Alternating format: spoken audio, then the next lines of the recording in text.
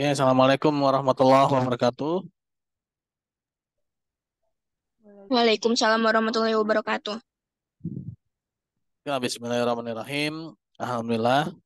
Alhamdulillahilladzi arsala rasulahu bil huda wa dinil haq liyuzhirahu ala dinihi wa kafa bi syahida. Asyhadu an la ilaha illallah wa asyhadu anna Muhammadar rasulullah ba'da ma ba'du. Rabbi shrah li sadri wa yassir li amri wa hlul 'uqdatam min lisani yafqahu qawli. Allahumma shalli ala sayyidina Muhammad wa ala sayyidina Muhammad kama shallaita ala sayyidina Ibrahim wa ala sayyidina Ibrahim wa barik ala sayyidina Muhammad wa ala sayyidina Muhammad kama barakta ala sayyidina Ibrahim wa ala sayyidina Ibrahim fil alamin innaka Hamidum Majid. Ya, baiklah teman-teman, pada pertemuan yang ke-14 ini yang terakhir sebelumnya saya mau informasikan mengenai absen. Insya Allah hari Jumat itu akan saya input semuanya ya, sehingga tidak ada pertanyaan lagi mengenai absen. Nanti akan direvisi ya akhir Jumat besok. Oleh karena itu teman-teman jangan lupa nanti absen ya. Dan lalu UAS ya. Eh, UAS itu nanti ada jadwalnya dan download soal dari Neosystem dan diupload lagi ke Neosystem ya. Nah, itu informasi mengenai absen UAS dan juga tugas-tugas teman-teman. Kalau memang pernah saya ngasih tugas jangan lupa dikirimkan ya. Nah, itu ya itu informasi umum. Tugasnya di Nah, aplikasi apa, Pak? yang sebelumnya saya pernah ngasih tugas nggak yang pakai Google Form gitu? Pernah sih, cuman kan itu ringkasan saja, Pak, bukan tugas yang jawab soal. Oh, kalau jawab soal apa nih? UAS. Enggak, Iya kalau maksudnya, maksud Bapak kan tadi katanya tugas gitu ya. Tugasnya emang di aplikasi mana, Pak? Soalnya saya nggak ngerasa kalau misalnya ada iya tugas gitu. iya tugas yang udah pernah aja itu yang kemarin itu yang udah pernah, nggak usah diupload ke aplikasi, nggak ke itu aja Google Form yang kemarin. Ya yang belum ya yang belum, yang udah ya sudah nggak usah ya. Jadi itu tiga itu ya, saya akan Pak, masuk ke maaf, Pak, materi mau ya. nanya. Ini gimana? Hmm? UASnya tadi tuh download soalnya di mana ya? Di Neo System, kalau dulu kan di Siak ya. Nanti ada biasanya informasi dari akademik rektorat itu biasanya ada suratnya. Cara downloadnya dari mana dan diupload kembali kemana gitu ya. Biasanya di ini yang sama, di halaman web yang sama. Kalau sekarang kan pakai Neo System ya, mau saya pakai Neo System sekarang. Kalau dulu kan pakai Siak, kan dulu kan teman-teman pakai Siak kan? Masih pakai Siak atau udah berubah? Masih pakai Siak, Pak. Oh berarti di Siak. Ya. Kalau dosen namanya sekarang Neo System. Baik, Pak, terima kasih. Ya, oke, saya masuk ke materi ya. Kayaknya udah cukup informasinya. Mengenai Islam, agama rahmat semesta alam dan lingkungan ya. Nah, ini sebelumnya kalau kita bahas tentang Islam ya. Islam ini adalah agama dari Nabi Adam alaihissalam sampai dengan Nabi Muhammad sallallahu alaihi wasallam. Adapun yang dimaksud Islam di sini adalah Islam risalah yang dibawa oleh syariat Islam yang dibawa oleh Nabi Muhammad sallallahu alaihi wasallam ya. Jadi sebagaimana pernah saya sampaikan dari Nabi Adam sampai dengan Nabi Muhammad SAW itu membawa agama Islam ya. Tapi sebelum Nabi Muhammad SAW seperti Nabi Adam sampai dengan Nabi Isa alaihissalam ya, itu syariatnya itu hanya untuk kaum tertentu ya, hanya untuk golongan-golongan mereka sebagaimana yang tertera dalam kitab suci mereka. Nah, berbeda dengan Nabi Muhammad SAW ya, ini syariat Islamnya diperuntukkan untuk seluruhnya ya. Tidak ada batasan-batasan wilayah, tidak ada batasan-batasan untuk umat siapa. Ini pokoknya umat akhir zaman ini semuanya baik jin dan manusia itu adalah umatnya Nabi Muhammad SAW ya. Nah, jadi sebagaimana sebuah hadis kan wa ma arsalnaka illa rahmatan lil alamin ya. dan tiada aku ini diutus melainkan untuk menjadi rahmat semesta alam. Nah, Islam sebagai agama rahmat semesta alam itu yang maksud adalah syariat Islam yang dibawa oleh Nabi Muhammad SAW ini ya, bukan hanya manusia dan bahkan jin sekalipun itu juga harus mengemban ya sebagai apa namanya risalah ini gitu ya, harus melaksanakan perintah Allah Subhanahu wa taala ya. Atau ada kisahnya itu ya. Nah, itu ada kisahnya itu ketika Nabi Muhammad SAW, beliau ketika sedang dakwah di Taif ya, Bani Sakif gitu ya, dakwah di Taif di Bani Sakif itu ternyata kaum kafir Quraisy itu sebelum Rasulullah datang itu sudah datang duluan ke Taif. Ya, mereka menjelek-jelekan Rasulullah SAW kepada para pembesar-pembesarnya dan para pembesar-pembesarnya pun percaya dengan apa yang disampaikan oleh pembesar-pembesar Quraisy. Ya, sehingga ketika Rasulullah SAW itu datang ke sana, ya, ini Rasulullah bukannya dapat sambutan, mereka dapat sambitan dari warganya. Nah, ini sangat-sangat menyakitkan hati Rasulullah SAW. Ya, kenapa? Karena Rasulullah mengharapkan dari Bani Sakif ini pertolongan gitu ya. Dari Taif ini pertolongan, tapi yang ada adalah sambitan-sambitan dari warga sekitar ya sampai-sampai Rasulullah itu berdarah-darah ya, sampai-sampai berdarah-darah dan bahkan ketika itu malaikat pun marah ya, melihat apa namanya Rasulullah itu disakiti ya, malaikat aja sampai marah ya, padahal malaikat gak punya hawa nafsu, malaikat saja sampai marah melihat Rasulullah itu disakiti dan meminta izin ya, dan meminta izin kepada Rasulullah agar apa namanya membenturkan ya, gunung yang ada di Taif itu ya dengan desa Taif gitu ya. Nah, minta izin pada Rasulullah. Kalau Rasulullah bilang lanjut gitu ya, hancur tuh Taif tuh. Ya. Nah, tapi Rasulullah itu tidak ya. Rasulullah itu maha penyayang. Nah, sifatnya Rasulullah itu ini luar biasa, ya. Maha penyayang. Ya.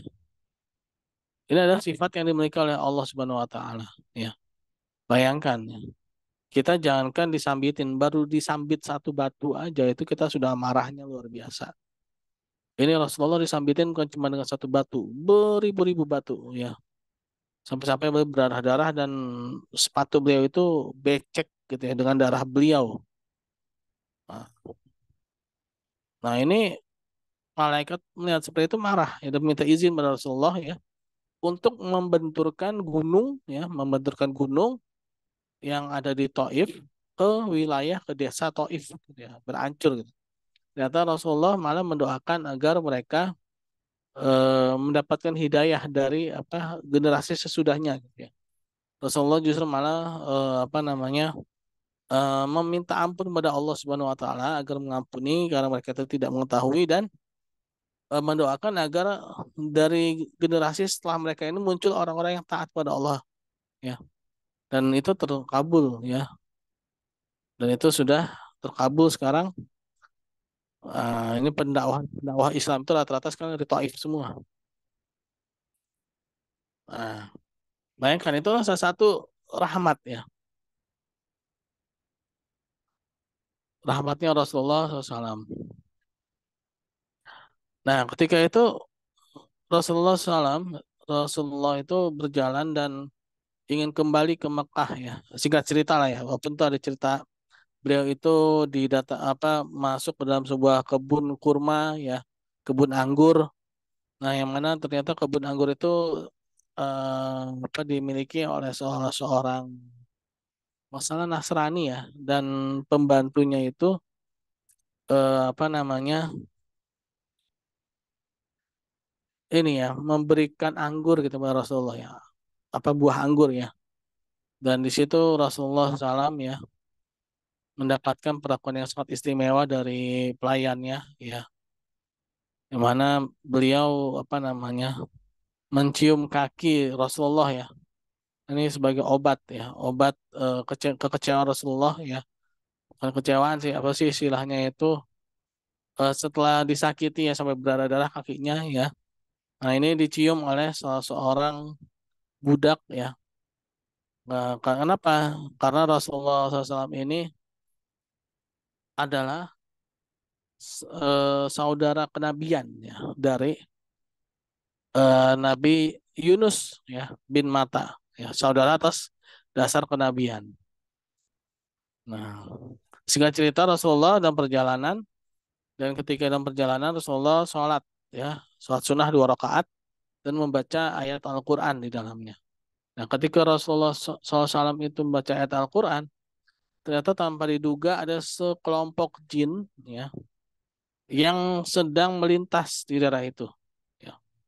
Nah, begitu mendengar alunan, mendengar bacaan Al-Quran, jin itu pun terdiam dan berhenti, dan panglimanya itu misalnya komandan jinnya itu menyuruh agar anak buahnya itu diam, ya, dengarkan. Nah, itu ada di dalam Quran surat Al-Jin ya, teman-teman yang bisa lihat terjemahannya itu ya. Bagaimana sekelompok jin itu mendapatkan hidayah ya.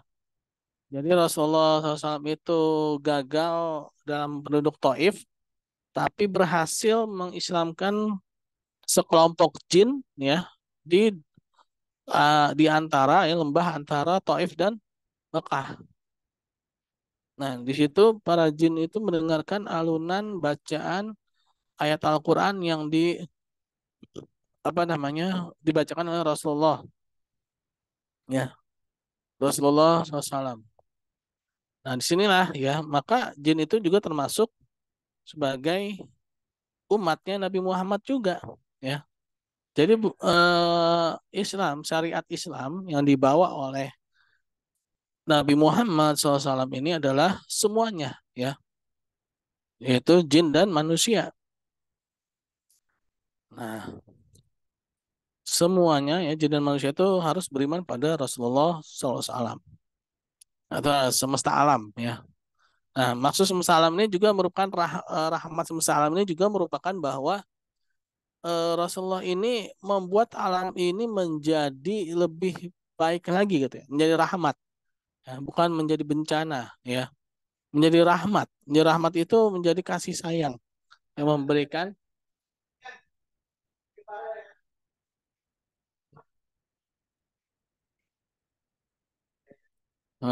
rahmat bagi semesta alam. Kan rahmat itu memberikan kasih sayang kepada semesta alam.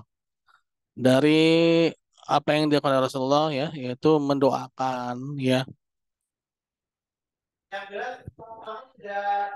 mendoakan dan memberikan apa namanya keberkahan ya.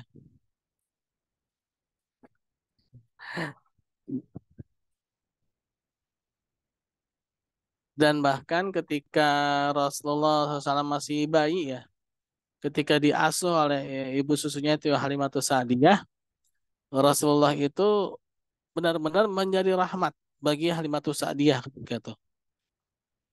Dimulai dari bagaimana untanya Halimatus Sa'diyah ketika datang ke Mekah itu paling belakang ya. Tapi begitu Halimatus Sa'diyah mengambil Rasulullah sebagai anak susunya ya, itu menjadi paling depan ya. Nah, larinya paling kenceng. Ketika sampai di wilayahnya ya, itu wilayahnya itu yang semula kering tandus itu tumbuh-tumbuhan, sehingga hewan-hewan gembalaannya Halimatus Sa'diyah itu menjadi gemuk-gemuk ya. Nah, sehingga apa? Air susu dari hewan-hewan gembalanya itu domba, kambing ya. Itu yang tadinya kempes menjadi gemuk. Sehingga kenyanglah Halimatus Sa'diyah dan keluarganya karena ada Rasulullah menjadi rahmat ya. Rasulullah SAW itu tidak pernah mengumpat, tidak pernah mencaci maki, tidak pernah apa kan, kesaksiannya Anas bin Malik ya. Seorang pelayan Rasulullah itu mengatakan selama aku bersama Rasulullah, Rasulullah itu tidak pernah membentakku ya. Nah, selama aku bersama Rasulullah, Rasulullah itu tidak pernah membentakku dan tidak pernah mencaci, ya, tidak pernah mengeluarkan kata-kata yang tidak baik gitu ya. Nah, inilah rahmat ya. Nah, inilah menjadi rahmat semesta alam. Begitu pula dalam ajaran agama Islam ini ya, ini menjadi rahmat. Rahmat itu menjadi penolong, ya, menjadi pemberi kasih sayang ya, agar manusia ini tetap dalam koridor saling tolong menolong, saling sayang menyayangi ya.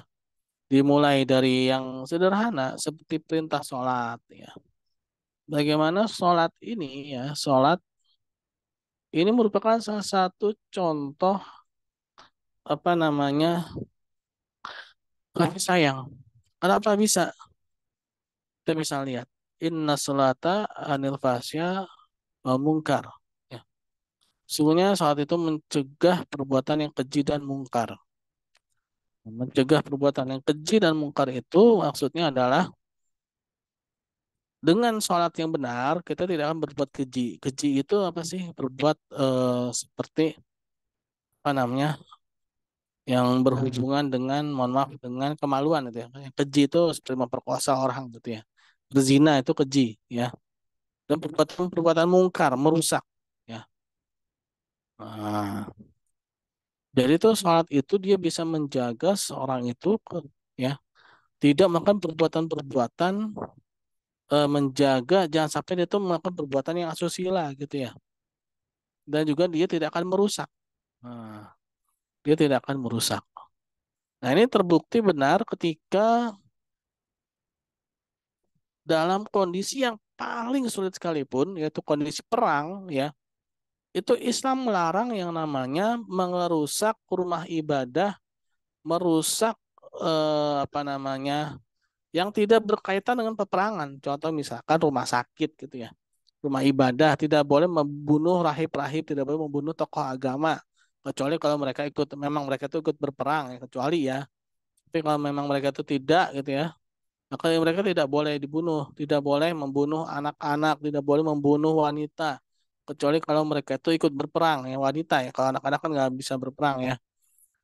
Nah, itu adalah contoh rahmat ya. Nah, ini teman-teman bisa lihat ya, sekarang lagi ngetren banget tuh videonya tuh, lagi viral banget itu ya. Itu bagaimana para pejuang Islam di Palestina itu ya. Ya itu benar-benar melakukan itu ya, memberikan bukti ya, memberikan bukti bahwa Islam ini adalah rahmat ya. Para pejuang Islam ya yaitu apa banyak ya Izzuddin Al-Qassam, Saleh Al-Quds dan yang lainnya.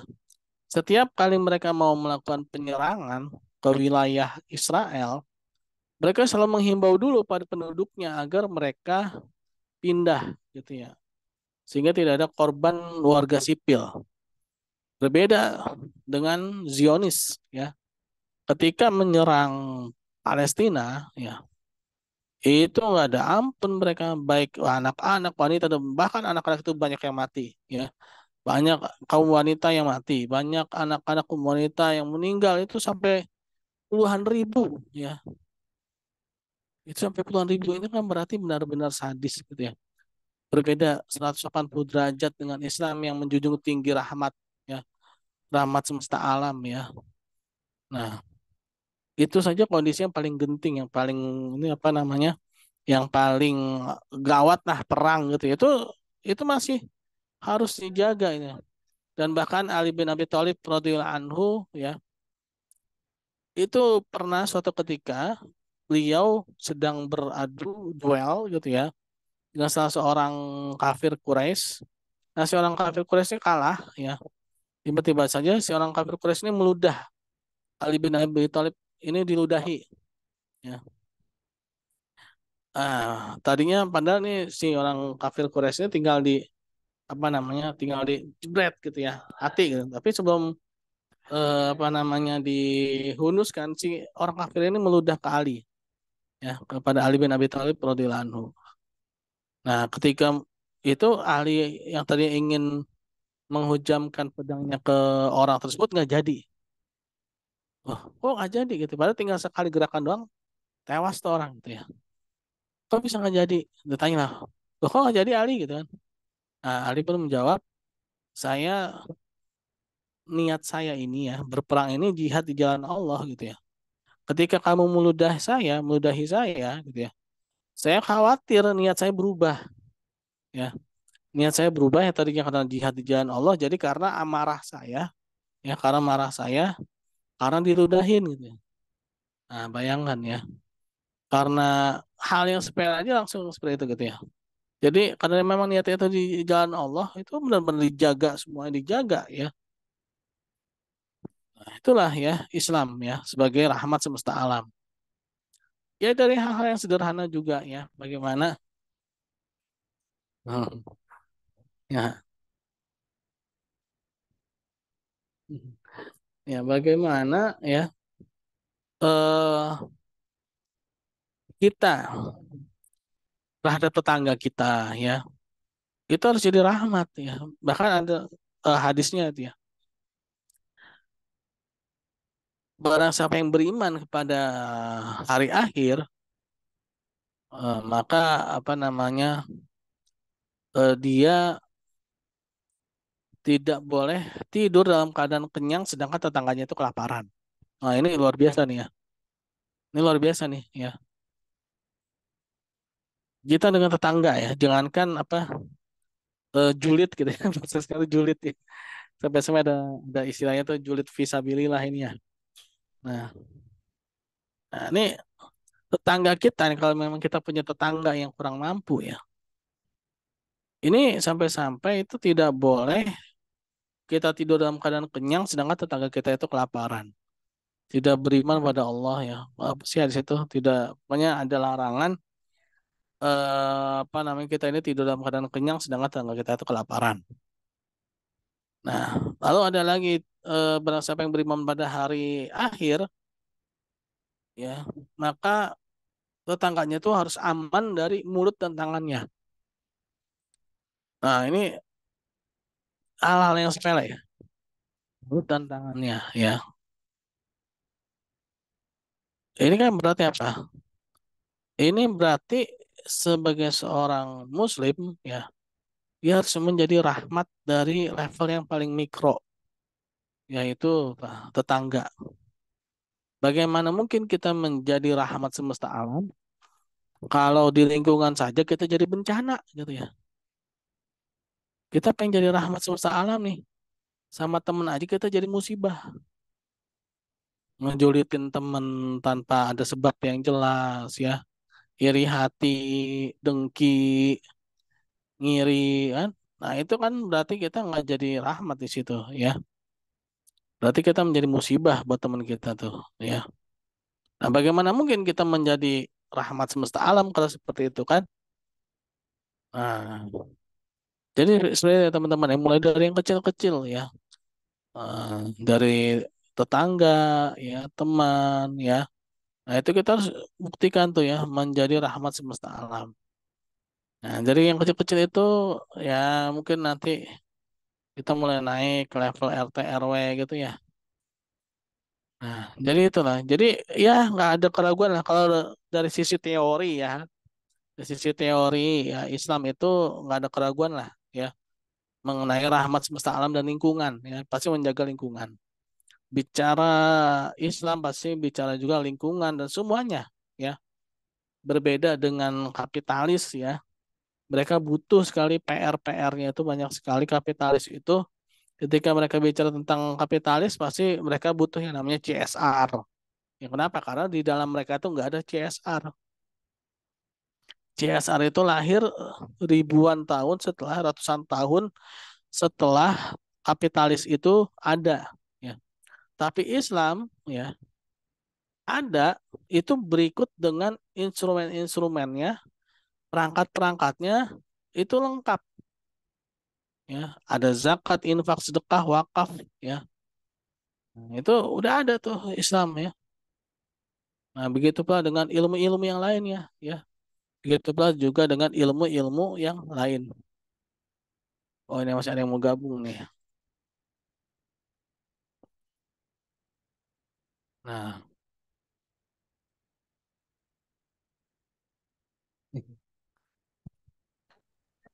Nah, begitu pula juga dengan ilmu-ilmu yang lain.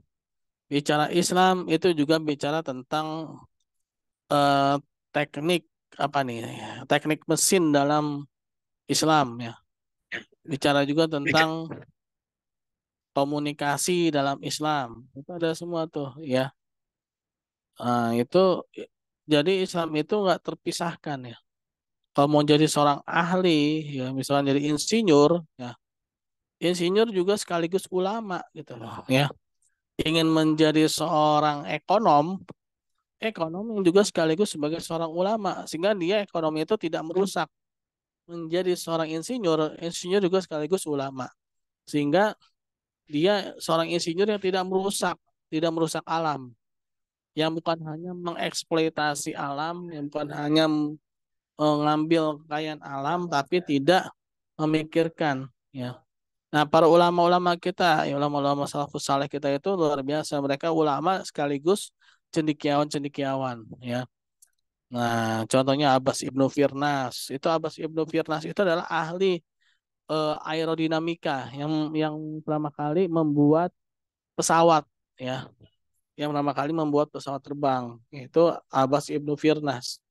Sebelum Wright bersaudara itu membuat konsep pesawat terbang, Abbas Ibnu Firnas itu sudah membuat konsep pesawat terbang. Ya, banyak lagi ya. Contohnya lagi misalkan algoritma seperti Al-Khawarizmi. Ya, Al-Khawarizmi itu yang pertama kali membuat konsep tentang aljabar itu ya. Aljabar itu Al-Khawarizmi juga tuh ya. Algoritma aljabar itu Al-Khawarizmi tentang hitung menghitung ya. Nah, banyak itu para cendekiawan-cendekiawan muslim itu dia juga ulama, ya. Dia juga seorang pemikir Islam juga. Nah, ini dia jadi bukan hanya sebagai pemikir, dia juga sebagai ulama sehingga tidak merusak lingkungan, ya. Teknologi yang benar-benar ramah lingkungan dan bahkan tadi ya ketika ada puncaknya perang sekalipun dia tidak merusak.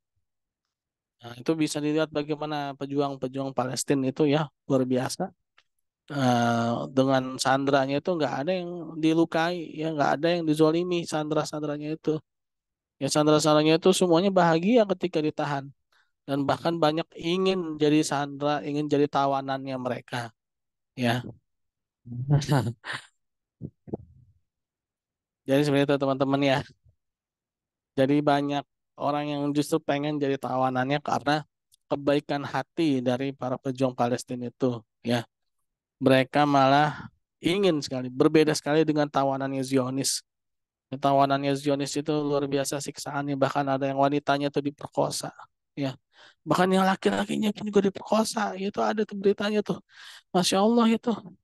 Ya Allah, itu benar-benar itu. Dia apa ya? Kebiadabannya itu ya, parah gitu ya. Padahal tawanan mereka itu ya oleh orang Islam itu dirawat dengan baik. Gitu ya.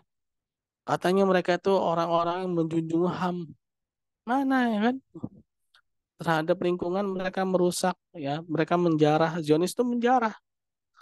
Menjarah hartanya orang-orang Gaza ya. Ada video-videonya tuh sepeda ya. Ada satu keluarga ya, dokter itu dibunuh oleh Zionis ya. Anak kecilnya juga dibunuh ya, anak juga dibunuh. Hartanya diambil, emasnya diambil ya. Padahal orang Palestina, pejuang Palestina ketika masuk ke rumah orang Zionis, orang Israel, warga sipil, jangankan menjarah, mau ambil pisang aja izin ya. Mau minta pisang aja izin. Ya, boleh saya minta pisangnya satu, Bu? Nah, bayangin ya, itu bagaimana sopannya, bagaimana adabnya para pejuang Palestina itu luar biasa. Mengambil pisang aja izin ya. Ini Zionis masuk ke rumah sipil ya, orang sipil Palestina itu dibunuh semuanya, emasnya diambil ya. Anak-anaknya dibunuh semua ya. Luar biasa itu kan. Nah, inilah ya perbedaannya antara yang Islam dan yang kafir yang seperti itu teman-teman ya. Nah, inilah yang namanya rahmat semesta alam itu ya seperti itu ya. Kita memberikan contoh adab yang sangat baik sekali. Nah, jadi seperti itu teman-teman. Ya kalau kita bicara masalah teori dan praktek ya, kalau teorinya itu kita udah tahu lah ya bagaimana Islam itu rahmat. Banyak sekali ayat-ayat dalam Al-Quran, dalam hadis ya, berbicara bagaimana kita menjadi rahmat dan menjaga lingkungan. Yang mana telah dibuktikan oleh para pejuang di Palestina ya. Nah, itu udah terbukti lah ya. Nah, oh ya, ada yang mau ditanyakan nggak teman-teman? Ada yang mau ditanyakan?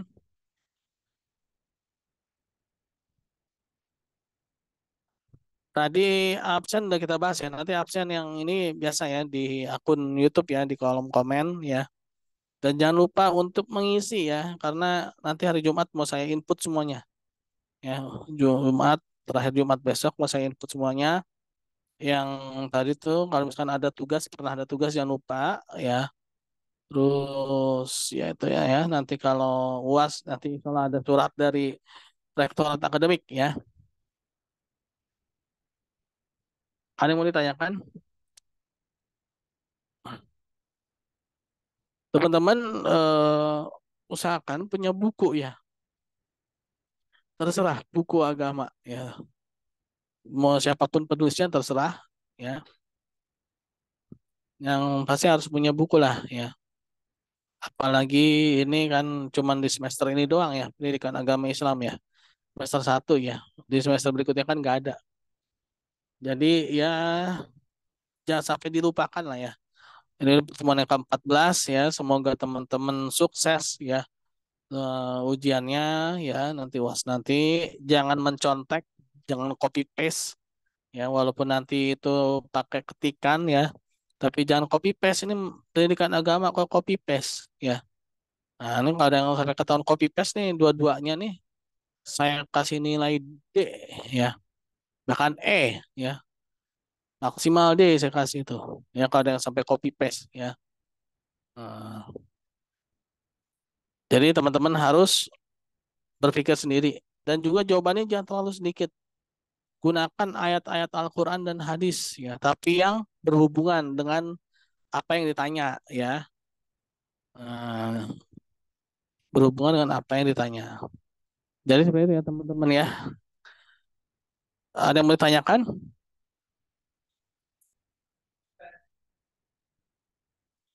Kalau tidak ada, oke kita tutup saja ya. Semoga sukses ujiannya, nanti ada jadwalnya. Biasanya sesuai dengan pertemuan perkuliahan. Kita tutup membaca hamdalah. Alhamdulillahirabbil alamin.